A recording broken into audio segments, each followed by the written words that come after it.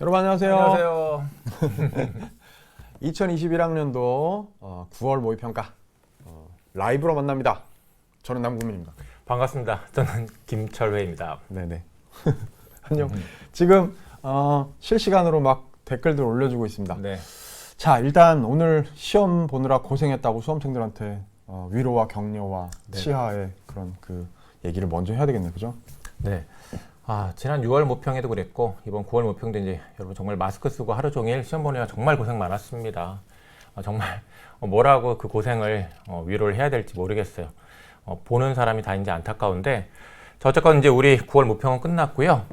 시험을 잘 봤든 못 봤든 기운을 많이 내서 열심히 또 해 나가야 되겠다는 생각이 들어요. 네.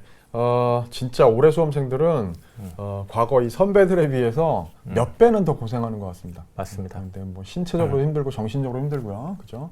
이런 어려운 난관 속에서 이걸 잘 헤쳐나가는 여러분 되리라고 생각하고 지금 댓글들 유튜브를 통해서 네. 또 EBSI 댓글들 통해서도 서로 고생 많았다, 무척 힘들었다, 또 뭐 나만 어려웠냐, 뭐 이런 질문들을 막 하고 있습니다. 자, 안내 나갔듯이 이렇게 실시간으로 참여하고 있는 학생들 궁금한 점들 또 얘기하고 싶은 것들 댓글로 많이 써주기를 바라고요. 그리고 또 간단하게 우리 EBSI가 이벤트를 준비하지 않습니까? 이벤트 아까 좀 전에 안내 나갔나요? 네. 네네. 럭키박스. 궁금하셨나요? 네네. 럭키박스니까 그냥 사은품보다 더 설레는 것 같아요, 그죠? 그렇죠. 안에 뭐가 들어있는지 진짜 제작진도 모른다고 합니다. 그래서 그것들을 이제 댓글 올려준 친구들 중에서 우리 선정하고 추첨하고 해가지고 주도록 하겠습니다. 자, 댓글들 올라오는 것 중에서 이제 뭐 저만 어려웠나 이런 얘기 막 합니다, 그죠? 네. 네. 포기하고 싶어요. 뭐 이런 눈물 얘기도 난다 보이고요. 뭐 이런 거예요, 그죠? 네. 김별연 학생. 이번에 문학도 좀 많이 어려웠나 봐요. 어우, 조별선 학생. 남구민 선생님 수특 열심히 봐서 20점 올랐어요. 와, 훌륭한 학생입니다. 훌륭한 학생입니다. 어떻게 럭키박스 하나 챙겨주세요. 조별선 학생 20점 올랐다. 긍정적인. 이런 시간에 이제 철회생 보고 또 올랐다고 하면 또 럭키박스 하나 나갈 수도 있을 텐데요. 네네. 자, 올려주시고요. 네. 근데 그거 사실이 아닌데 올리면 안 됩니다. 그렇죠. 네. 그렇게 사실일 되면, 겁니다. 그렇게 되면 빨간 글씨로 올라와요, 댓글이. 자, 지금 저만 어려웠나요? 올라오는 얘기를 언급한 이유가 뭐냐면 이제 오늘 우리가 이렇게 라이브로 만나는 이유는 이제 시험이 정말 나만 어려웠나 어떤 게 출제 경향이 뭔가 뭐 이런 거에 대한 궁금증이 있을 거기 때문에 시험 끝나자마자 집에 돌아오자마자 이걸 지금 라이브 접속한 거 아니겠습니까? 네. 총평, 저는 뭐 그냥 단순하게는 이런 생각 들었어요. 적정한 시기에 상황에 맞게 딱 요때 필요한 난도로 각 분야가 출제가 됐구나. 참 절묘하다 이런 생각을 했는데 전체적으로 어떻게 밸런스나 이런 걸 어떻게 보십니까? 네. 일단 예년에 아주 어려웠던 그런 국어 시험에 비해서는 그렇죠. 살짝 힘이 빠졌다? 그렇게 좀 표현할 수도 있을 것 같아요.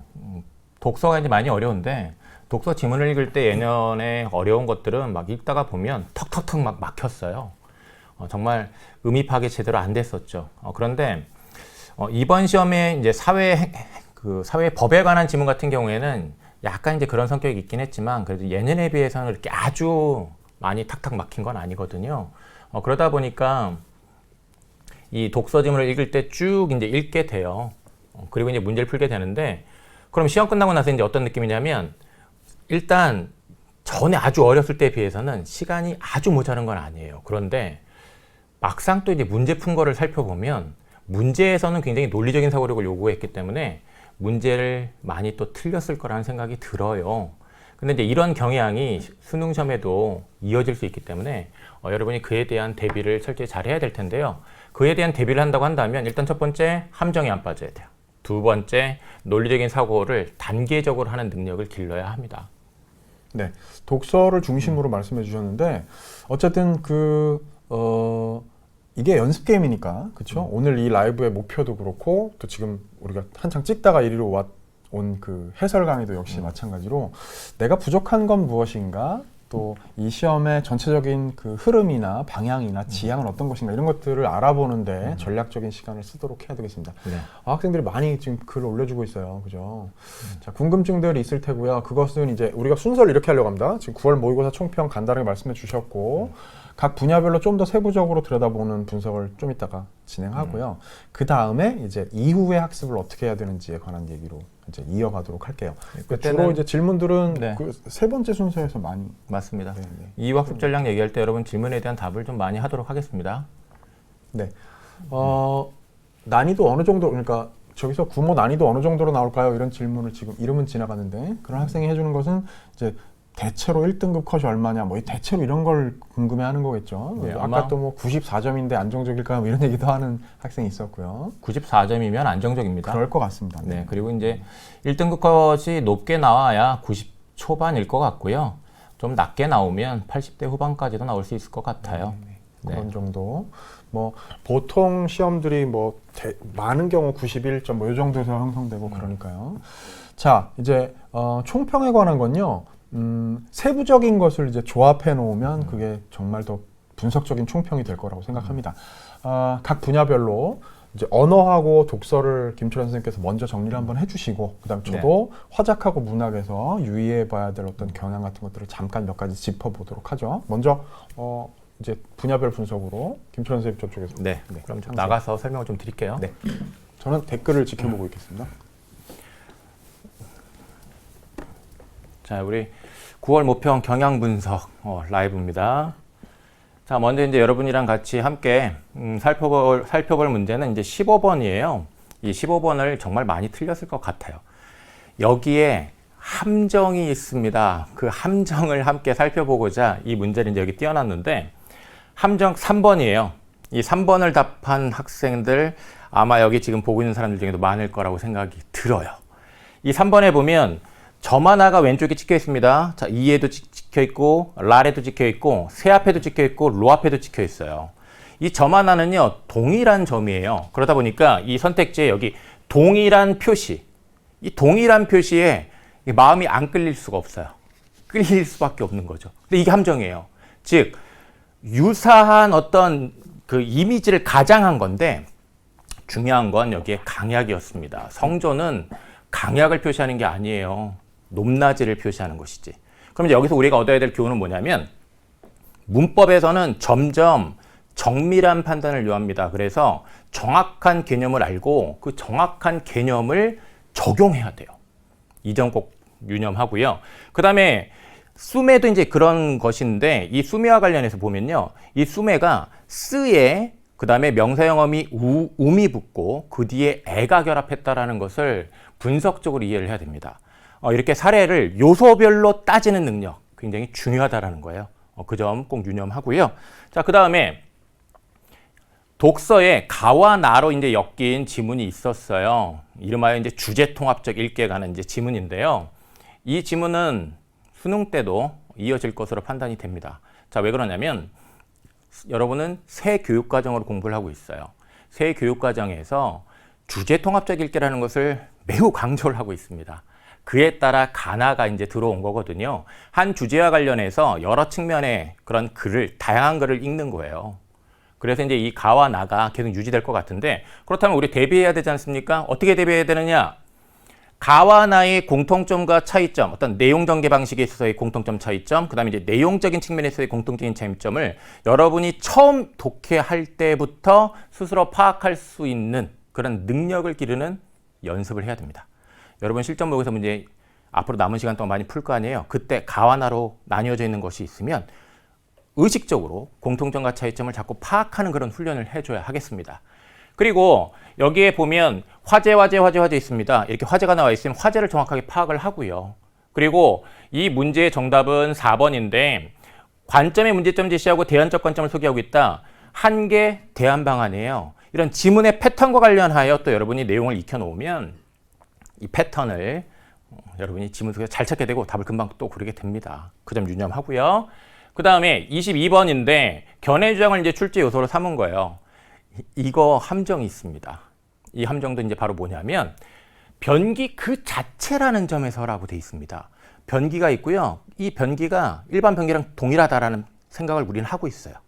그러다 보니까 모방론자는 예술은 자연을 모방하는 것이라고 얘기를 하잖아요. 그럼 변기 똑같은 변기 갖다 놓은 건데 그 생각 때문에 이 변기 그 자체라는 것을 어떤 모방이랑 관련이 있다고 생각을 해버리고 넘어가는 거예요. 근데 그렇게 생각을 한 거는 어떻게 판단한 거냐면 여기 변기를 닮은 것이 아니라까지 그냥 덩어리로 이 변기 그 자체라는 것에 묻어가지고 판단을 한 거예요. 변기를 닮은 것이 아니라는 건 모방한 것이 아니라는 얘기잖아요. 그럼 모방론자가 할 말이 아니죠. 이렇게 정밀하게 판단을 해야 된다라는 겁니다. 네, 그리고 37번 문제는 여기 1, 2, 3, 4, 5의 형식을 좀 여러분이 유념할 필요가 있습니다. 이 형식은 계속해서 고난도의 중요한 출제 요소로 이제 제시가 되고 있는 것인데 바로 뭐냐면 비교예요. 이렇게 독서에서 대상 간의 그런 추론을 통해서, 그러니까 대상 간에 관한 정보를 가지고 추론을 통해서 어떤 결과를 비교하는 문제 꼭 잘해야 됩니다. 그래서 이 37번 문제 이 선택지 하나하나에 대해 판단하는 그런 논리적 사고 과정을 여러분들이 꼭 익혀야 된다는 사실을 꼭 기억하기입니다. 알겠죠? 네. 자, 우리 언어랑 그다음에 이제 독서에 대한 총평 이렇게 마치고요. 자, 이어서 우리 남궁희 선생님이 화작이랑 문학에 대한 얘기를 할게요. 자, 패턴 이어받았습니다. 지금 질문들 막 올라오는데요. 이제 체크해 놓은 학생들 질문이 있어요. 좀 이따가 김철현 선생님이랑 이제 비문학 독서에 관한 질문들 함께 궁금증 해소해 나가기로 하겠습니다. 자, 저는 이제 화작하고 또 문학에 관한 이야기를 할 건데, 많은 학생들이 화작은 그래도 그나마 괜찮았다, 쉬웠다 이런 얘기들을 상대적으로 이제 문학이나 또 독서에 비해서 쉬웠다는 얘기합니다. 늘 그렇죠, 뭐 화작은 늘 그렇습니다. 이번에 제가 이제 일부 이미 녹화를 하고 왔는데요. 해설 강의 1부에서 각 문제마다 어떻게 해결해야 되는지 유형별로 최종 어떤 그 마무리를 하고 왔으니까 화작 공부 열심히 따라온 학생들, 개념을 통해서 또 수특을 통해서 수완을 통해서 화작 함께 열심히 공부해온 학생들은 마지막 마무리로 그 강의 1부 이 해설 강의 잘 듣길 바라고요. 나는 그냥 혼자서 감으로 여태까지 풀어왔다 하는 학생들은 어쨌든 마무리 삼아서 한번 오늘 1부를 들어보세요. 제가 이 전형적인 오늘 9월 모평에 출제된 전형적인 문제 유형들에 대해서 각각 어떻게 해결하는 게 좋을지를 다 친절하게 해설을 해놨으니까. 전반적으로 화작은요 평이했습니다. 여러분들 다 느끼다시피. 그런데 이제 새로운 문제 유형이랄 거 별로 없었고요. 평가원이 의도적으로 친절을 베풀고 배려해준 그 흔적이 역력했어요. 그런데 10번 문제 정도만 굳이 하나를 꼽자면 조금, 아주 조금 새로운 그런 특성이 있었습니다. 그래서 나를 읽은 학생이 참고해서 또 다른 글을 작성했단 말이에요.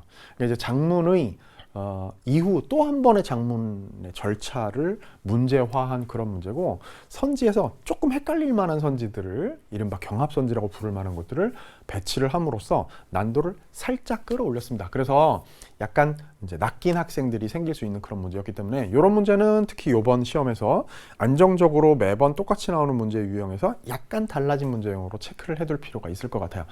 아까 그 김철원 선생님 독서 막 설명하실 때 김별지 학생이 이런 얘기 했습니다. 어쩜 제가 다 틀린 것만 막 이랬거든요. 아마 이 문제도 화작에서 내가 유일하게 틀린 문제가 저거다라고 생각하는 학생들, 그런 글 올려줄 학생들도 아마 있을 겁니다. 자, 문학 얘기할게요. 문학은요, 뭐 늘 그렇습니다만 상대적으로 독서보단 좀 쉽잖아요. 그렇죠? 그리고 특히 이번에 아주 중요한 특징, 잊지 말아야 될, 반드시 기억해야 될 특징이 있습니다. 6개의 작품 가운데 4개의 작품이 수능 특강에서 연계 출제가 됐어요. 그러니까 연계 출제의 힘이 이렇게 크구나 세구나라는 것을 여러분들이 실감할 수 있는 그런 시험이었고, 지난번에 6월 모평 때는 3작품이었는데 거기에 이제 관동별곡은 연계는 아니었지만 뭐 연계나 마찬가지니까 4주 특강 같은 비연계 교재도 있었고, 뭐 그 얘기를 제가 6월 모평 라이브 때도 했었습니다. 근데 이번에는 완전히 4개의 작품이, 그래서 이제 조금 작은 작품 2개 빼고는 다 연계 출제가 됐기 때문에 진짜 그야말로 수능 연계 교재와 강의의 힘을 여러분들이 정말 실감을 할 수 있을 그런 시험이었을 거라고 생각해요. 다만 38번 문제 여러분 어려웠죠. 문학에서 제일 어려웠을 문제입니다. 이 문제가 다소 까다롭게 진짜 함정도 많이 파여 있고 깊이 생각하지 않으면 속아 넘어갈 만한 그런 문제이기 때문에 38번 문제 다시 한번 생각해 보고요. 제가 해설 강의 이거 끝나자마자 녹화할 건데요. 좀 상세하게 자세하게 설명해 놓을 테니까 귀담아 잘 듣고 이해를 정확하게 하시기 바랍니다. 만흥이란 작품은 워낙에 유명한 작품이고 수능 특강에서 연계 출제됐기 때문에 뭐 시간이 그렇게 많이 작품을 뭐 지문을 뭐 감상하고 하는데 들진 않았을 거예요. 근데 많은 학생들이 아까 제가 댓글을 보니까 EBS 아이에 댓글을 올려주는데 만흥에서 시간 다 버렸어요, 다 까먹었어요, 막 이런 학생들이 많이 있더라고요. 그 세트 자체를 얘기하는 걸 겁니다. 그 세트에서 꽤 까다로운 문제가 많았고요. 그 중에 38번이 대표적이었어요. 그래서 이 문제 같은 경우에 좀 유의해 봐야 되겠다. 이런 식의 함정을 파서 난도를 굉장히 높이고 오답률을 높이는 그런 문제들이 최근에 평가원이 많이 내고 있거든요. 잘 봐둬야 되겠고요. 한 가지 문제 유형과 관련해서 이것만 얘기하고 끝내겠습니다. 이렇게 그 지금 얘기했던 그 갈래복합 세트에서요, 가글로 이른바 뭐 이건 이론이라면 이론이고 이런 글을 제시를 한 지문 구성을 보여줬는데, 이렇게 하기도 하고 안 하기도 하고 이런 게 나올 때도 있고 안 나올 때도 있고 그렇잖아요. 좀 더 본격적으로 길었던 때도 있었고요. 지금은 대체로 사라진 그런 형국이긴 합니다만 가끔 이렇게 등장을 합니다. 근데 이거 너무 겁먹지 말고요. 이걸 뭐라고 생각하면 되는가 하면 확장된 보기의 형태다 라고 생각하시고, 결국 이게 두 작품 뒤에 이어질 나와 다를 엮어 읽을 수 있는 어떤 준거로 작용하는, 결국에 외적 준거에 의한 감상, 적절성 평가 문제의 보기 역할을 하는 가다라고 이해하시면 되겠다.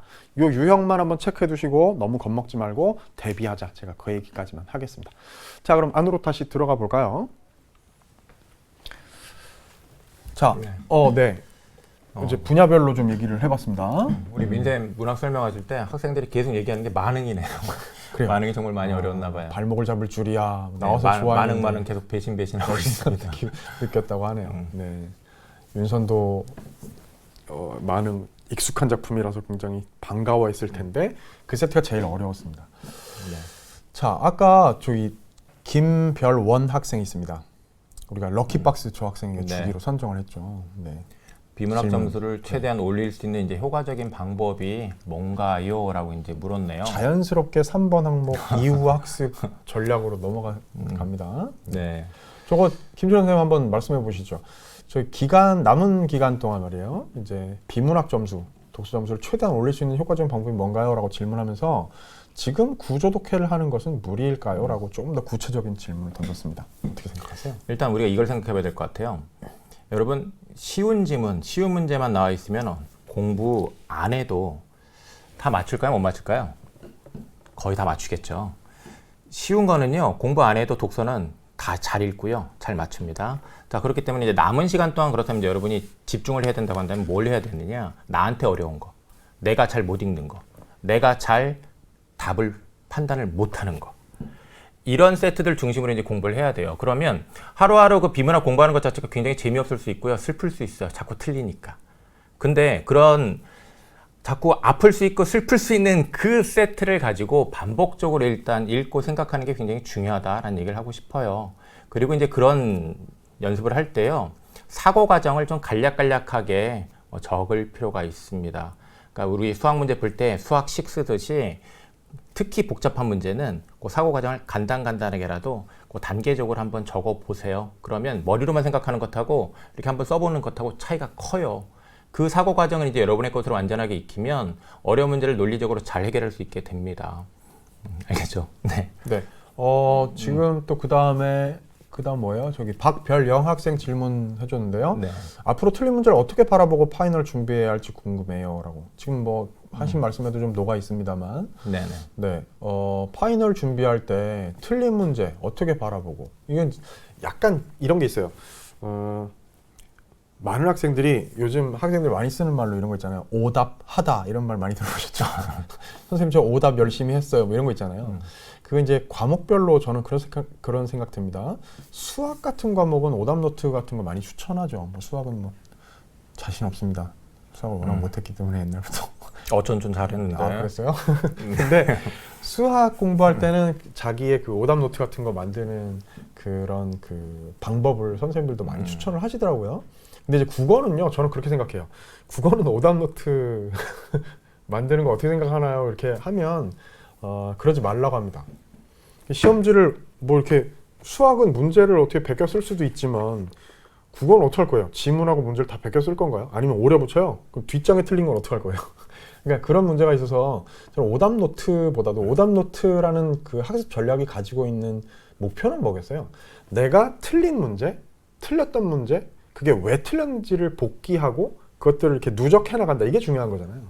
시험지를 차곡차곡 학평이든 모평이든 또 연계교재, 비연계교재든 이런 것들에서 자기가 표시해 놓은 틀린 문제, 체크해 놓은 문제들이 무엇인지에 대해서 그냥 간단하게 그 노트에다가 그냥 틀린 어떤 출제 요소가 무엇이었는지만 필요하다면 기록만 해도 괜찮고요.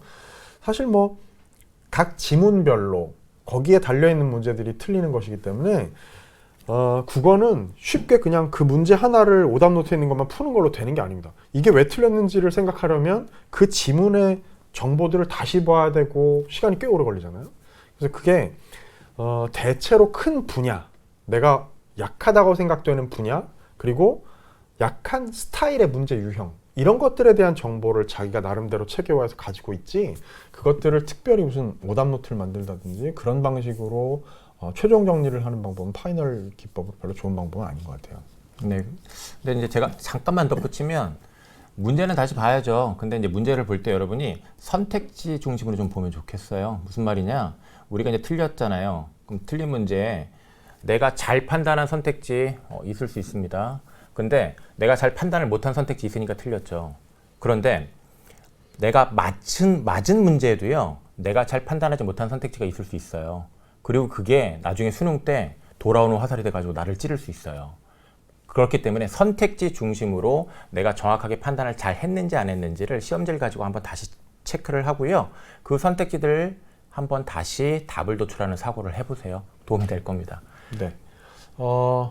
기출대 수완 진짜 궁금하네요. 이랬어요. 그러니까 지금 아마 저 질문은 되게 함축적입니다만 지금 기출을 공부하는 게 좋겠느냐, 수능 완성을 공부하는 게 좋겠느냐, 이런 얘기네요. 어떻게 생각하세요?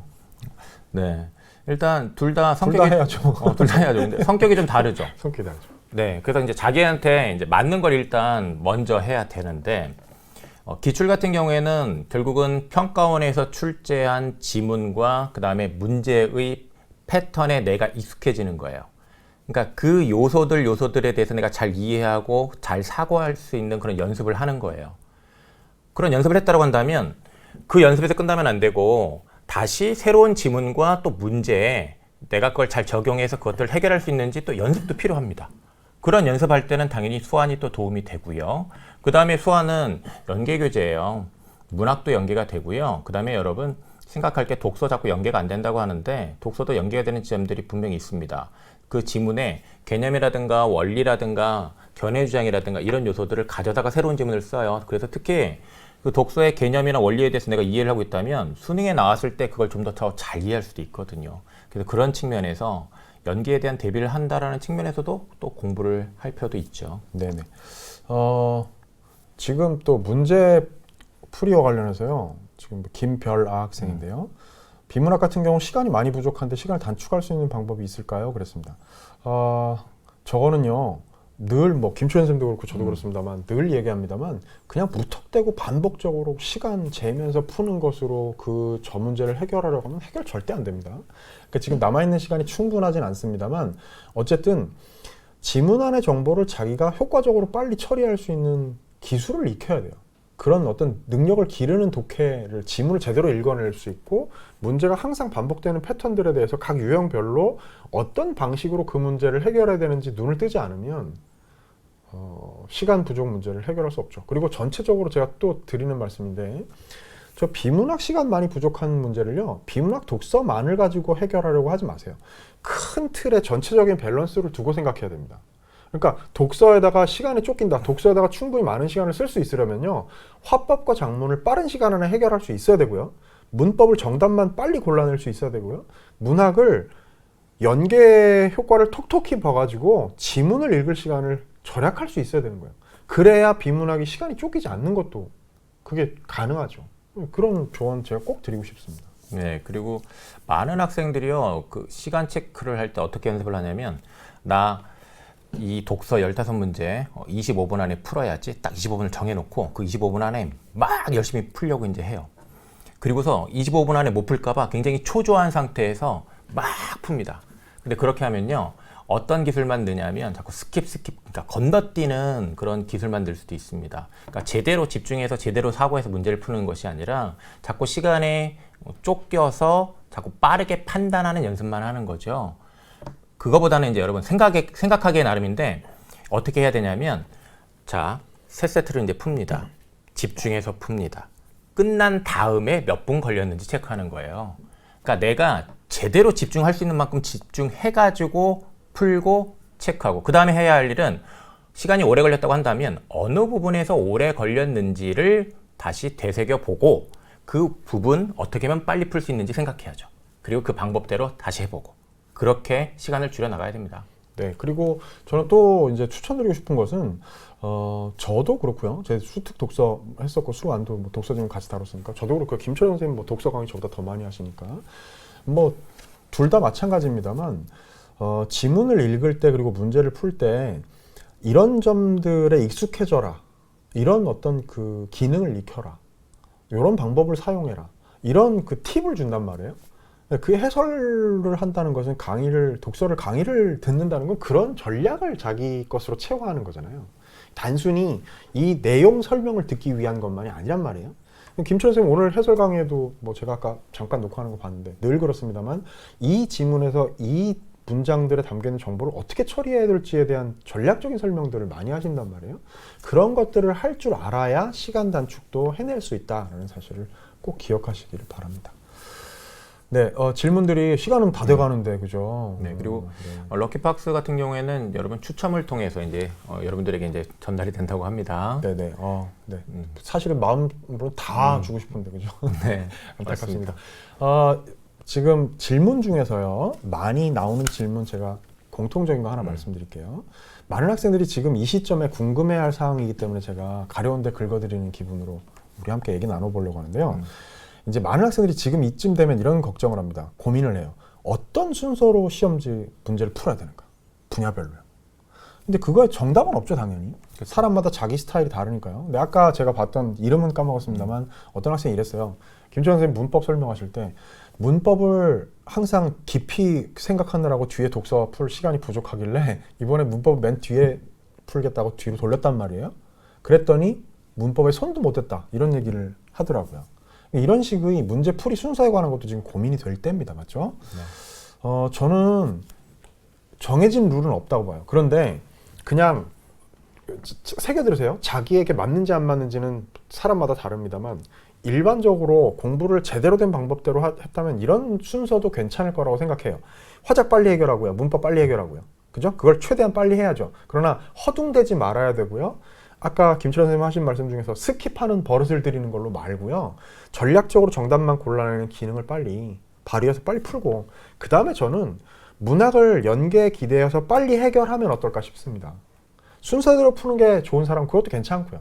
제가 드리는 말씀의 핵심은 뭐냐면 비문학 독서가 제일 어렵고 많은 시간을 들이니까 그거를 최대한 많은 시간을 맨 마지막에 드릴 수 있게 앞부분을 빨리 해결하는 전략을 사용하는 것도 추천을 드린다는 얘기예요. 그거 활용해가지고 도움받는 학생들도 많이 있거든요. 네. 네. 또 그 순서와 관련해서 조언하실 거 있습니까? 아니요, 좋은 말씀 해주셨고요. 이제 중요한 거는 어려운 거는 그만큼 내가 시간을 벌어서 많은 시간을 들일 수 있어야 돼요.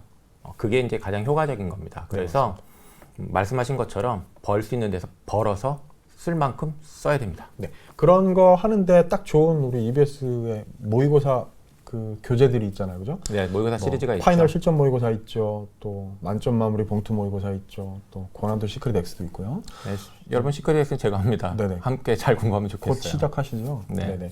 이거 통해 가지고 지금 이런 게 이제 실전 시험 시간 관리하고 이런 것들을 연습할 수 있는 거예요. 저것들은 지금 연계 교재는 아닙니다만 일부 연계 교재 그 사용되는 그 교재들하고 겹치는 지문들도 아마 있을 테고요.